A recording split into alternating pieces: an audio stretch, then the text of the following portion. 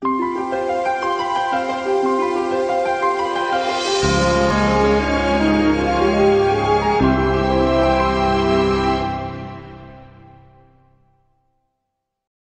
종합뉴스입니다.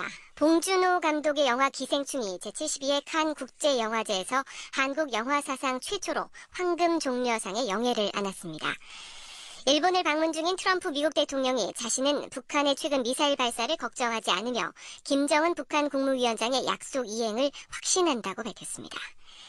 세계보건기구 WHO가 게임 중독을 질병으로 공식 분류했습니다.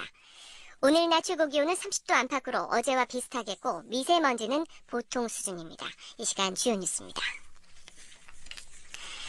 세계 최고 권위의 영화제인 칸 영화제에서 봉준호 감독의 기생충이 황금 종려상을 받았습니다. 봉준호 감독의 영화 기생충이 최고의 영예를 안았습니다. 우리 시각 오늘 새벽 폐막한 제72회 칸 국제영화제에서 최고상인 황금 종려상을 받았습니다. 황금 종려상 수상은 한국 영화 사상 봉준호 감독이 처음입니다. 봉 감독은 함께 자리한 배우 송강호 씨와 제작사 관계자들을 모두 시상대에 오르게 한 뒤 배우들에게 공을 돌렸습니다. 공량이 떨어지는 거 보지 말고 외곽으로 수비하고 리바운드만 한다고 생각해. 리바운드 뺏기면 안 된다. 위대한 예술가들과 배우들이 없었다면 한 장면도 찍을 수 없었을 것이라며 감사의 마음을 전했습니다. 황금 종려상 트로피를 만지며 감격스러운 마음을 감추지 못하기도 했습니다. 한국 영화가 칸 영화제에서 본상을 받은 건 2002년 임권택 감독의 취화선이 감독상을 받은 이후 6번째입니다. 2010년 이창동 감독의 시가 각본상을 받은 뒤 9년 만입니다.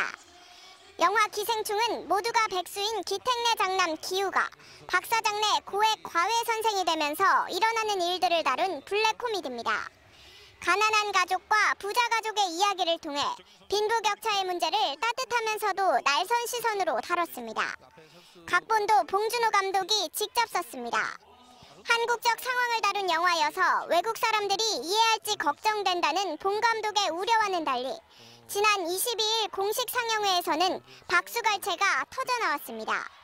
심사위원들이 만장일치로 기생충을 황금 종려상에 선정했다고 전해졌습니다. 영화 기생충의 황금 종려상 수상으로 봉준호 감독이 세계적 거장으로 우뚝 서고 한국 영화의 국제적 위상도 높아지게 됐습니다. KBS 뉴스 천유정입니다.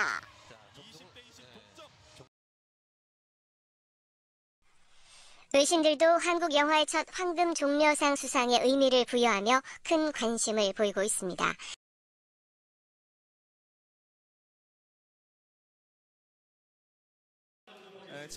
코로나19 국내 확진자가 256명이 추가돼 국내 확진자 수는 모두 2,022명으로 늘었습니다.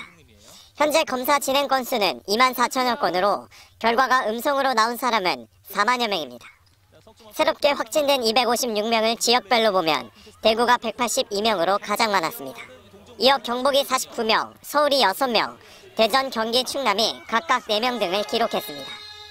광주와 울산 등에선 추가 확진자가 없었습니다. 한편 대구 신천지 교회 신도들 중 유증상자에 대한 검체 채취는 모두 마무리됐습니다. 중앙재난안전대책본부는 대구 신천지교회 신도들 9천여 명 가운데 기침과 발열 등 유증상자 1,200여 명에 대한 검체 채취가 마무리됐다고 밝혔습니다. 이어 결과는 집계 중이지만 이들에게서 확진 환자가 나타나는 비율이 상당히 높게 나타나고 있다고 설명했습니다. 또 이들 외에 신천지교회 신도들은 대구 현지 상황이 급박해 음성 환자 입력이 지연되고 있다고 전했습니다. 이 때문에 정확한 통계 집계에 애로를 겪고 있으나 확진 환자 비율이 매우 높은 것으로 나타나고 있다고 덧붙였습니다. 코로나19 확산세로 종교 행사도 줄줄이 취소되고 있습니다.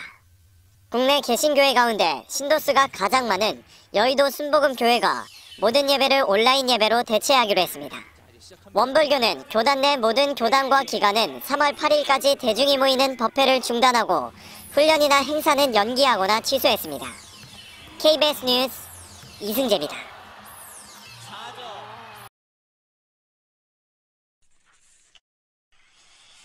일본을 방문 중인 도널드 트럼프 미국 대통령이 김정은 북한 국무위원장의 약속 이행을 확신한다고 밝혔습니다. 북한의 최근 미사일 발사에 대해선 자신은 걱정하지 않는다는 취지의 글을 남겼습니다.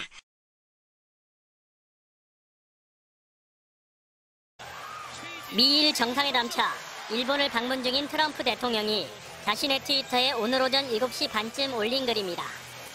북한이 작은 무기들을 발사했는데 이것이 나의 일부 사람들과 다른 사람들의 신경을 건드렸지만 나는 아니다라고 적었습니다. 에서도 얘기했듯이 일단 뭐 우승팀으로서의 어떤 자부심을 갖고 가되 저희가 사실 이제 또 다른 도전자 입장이기 때문에 우승을 몇 번 하냐가 또 이제 그래서 초심을 잃지 않고 우승을 하지 못할 때 그런 마음으로 선수랑 같이 왔기 때문에 오늘 그런 좋은 경기로 스타트를 끊고 싶습니다, 지금. 팀 컬러는 그 선수 구성에 맞춰야 되는 게 팀 컬러인 것 같고요. 또 제 색깔대로 한다는 건 선수들이 따라오지 못한다면 사실 그건 안 되는 것 같고, 뭐 저 목표는 어쨌든 그 저희도 뭐 사실 우승이나 플레이오프를 그 목표로 해야지 뭐 저희가 뭐 탈꼴찌를 면한다 뭐 이건 아닌 것 같습니다. 그리고 팀 컬러는 AP통신은 트럼프 대통령이 지칭한 일부 사람들은 존 볼턴 백악관 국가안보회의 보좌관으로 보인다고 보도했습니다. 볼턴 보좌관은 어제 일본 도쿄에서 이달 북한의 단거리 미사일 발사 시험을 유엔 안전보장이사의 결의 위반이라고 밝혔습니다. 트럼프 대통령의 트윗은 볼턴 보좌관의 이 같은 발언 이후 나온 첫 입장입니다. 트럼프 대통령은 이어 김정은 북한 국무위원장이 나와의 약속을 지킬 것으로 확신한다고 강조했습니다. 또 김 위원장이 조 바이든을 IQ가 낮은 멍청이라고 했을 때 웃었다며 이것은 아마 나에게 신호를 보낸 것이 아니겠는가라고 덧붙였습니다. 최근 북한은 트럼프 대통령의 대선 경쟁 상대로 유력한 조 바이든 전 부통령이 유세장에서 김 위원장을 모독하는 발언을 했다며 그를 맹비난했습니다.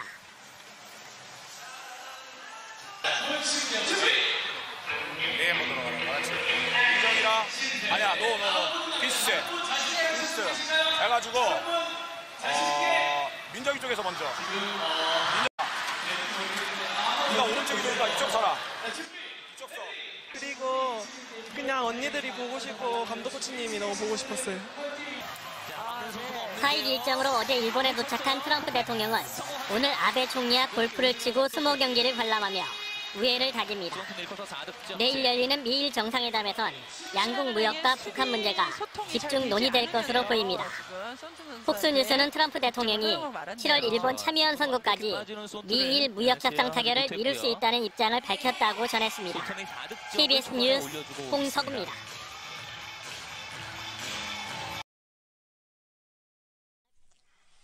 트럼프 미국 행정부의 대북 정책에 대한 감독을 목적으로 한 법안이 미 상하원에서 동시에 발의됐다고 CNN이 보도했습니다. 커피는 많이 먹지는 않아요. 상원과 하원에서 민주당과 공화당 의원이 함께 발의한 대북정책감독법은 고위급 북미 대화 이후 15일 이내 결과 브리핑과 정기적인 브리핑, 청문회를 요구하고 있습니다. 또 국무장관에게는 북한과 외교 협상을 평가하고 북한의 핵미사일 프로그램 위협과 미국의 경제제재 노력 등이 담긴 보고서를 의회에 제출하도록 했습니다. 아울러 북핵 프로그램에 대한 합의가 도출되면 5일 이내에 자료를 의회에 제출하도록 했습니다. 혹시 질문이 더 있으십니까?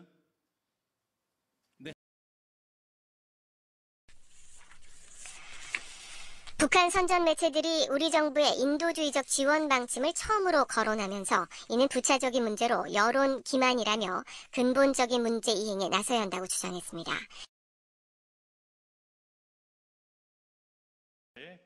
대외용 주간지 통일신보는 남측이 최근에 인도주의 지원과 비정치적 협력 교류에 대해 떠들고 있다면서 이같이 주장했습니다. 북한 매체들의 이런 주장은 우리 정부가 미국의 태도 변화를 위해 적극적으로 나서라는 압박으로 분석됩니다. 두 번째에서 이소영 선수가 저를 왜 데려왔는지 모르겠다라고 일요일인 오늘까지 강원 중남부 동해안과 일부 경북 지역에 폭염이 계속되겠습니다. 제주도는 곳에 따라 밤에 빗방울이 떨어지는 곳이 있겠습니다. 낮 기온은 서울 31도, 대전 32도, 광주 29도, 강릉과 대구 32도 등으로 중부지방은 어제와 비슷하겠고 남부지방은 어제보다 조금 높겠습니다. 미세먼지 농도는 전국이 보통 수준을 보이겠습니다. 바다의 물결은 제주도 남쪽 먼 바다에서